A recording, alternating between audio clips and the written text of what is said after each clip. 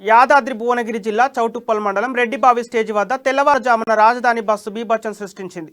విజయవాడ నుండి హైదరాబాద్కు వెళ్తున్న ఆర్టీసీ బస్సు టైర్ పగలడంతో పక్కనే ఉన్న డివైడర్ నుండి కొట్టింది.